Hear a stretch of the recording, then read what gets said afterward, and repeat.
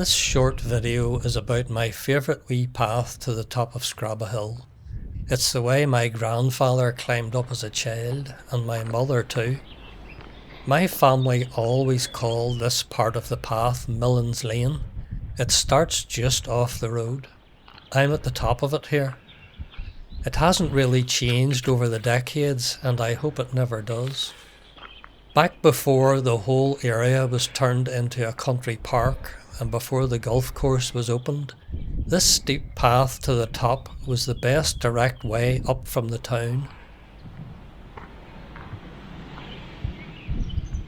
When I was about 10, I managed to get right across the front of the hill, one quarry to the other, on a track that was choked with brambles, gorse and nettles. My mother probably wasn't too impressed with the state of me when I got home. That old track is now where the main path runs, but in my opinion it can't beat the one I'm on.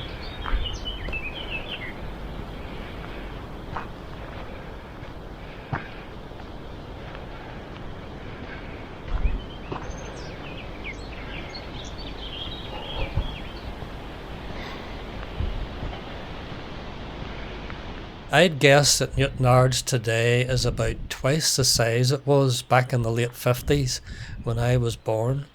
Here's a photo of me and my grandparents in 1961.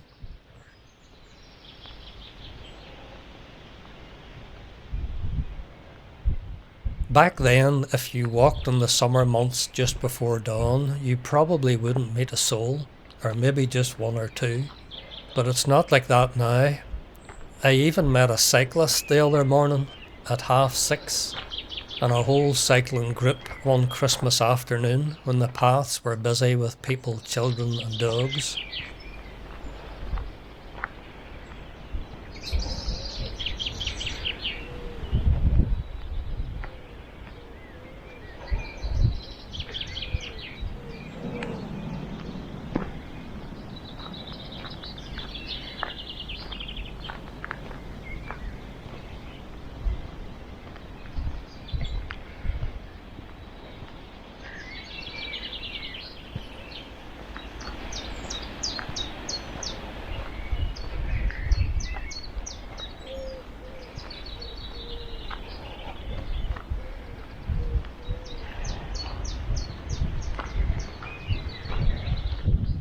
I remember a couple of years ago being up at the tower before 6 and coming on a young couple lying on a blanket watching the sunrise and having their breakfast. I kid you not. On another morning I met a wee man dandering along with a paper below his arm, as you do.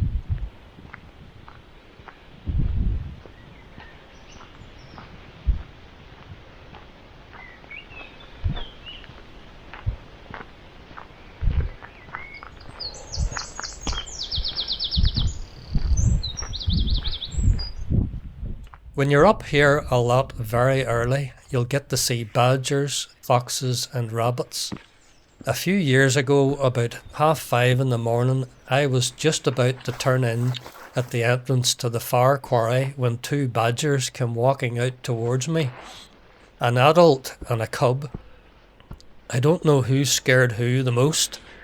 They can really shift. They disappeared into the undergrowth that for some reason has been cut away now.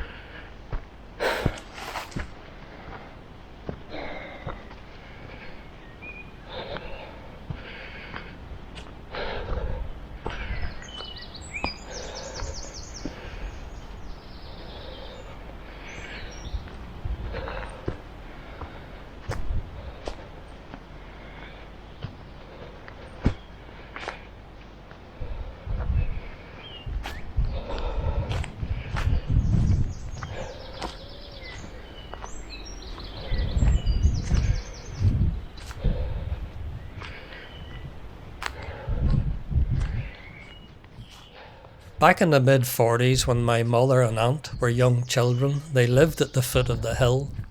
They would come up here to play, up this very path, and my grandfather would whistle for them from the front door when it was time for them to come back home. When he was a young man, he had a very loud whistle, his wee finger hooked into the corner of his mouth. He tried to teach me, but I just couldn't manage it.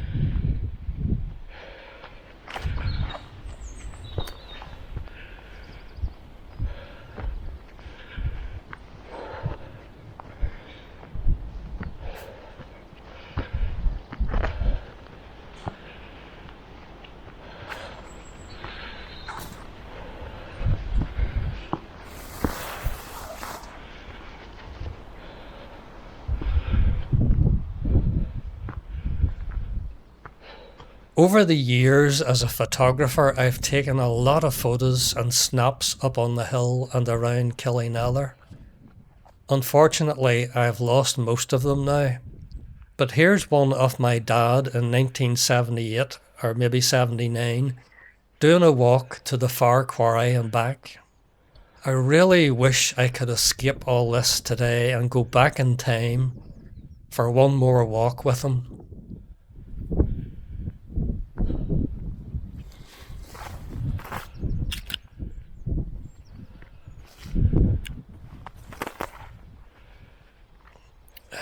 Here's some of my other photos.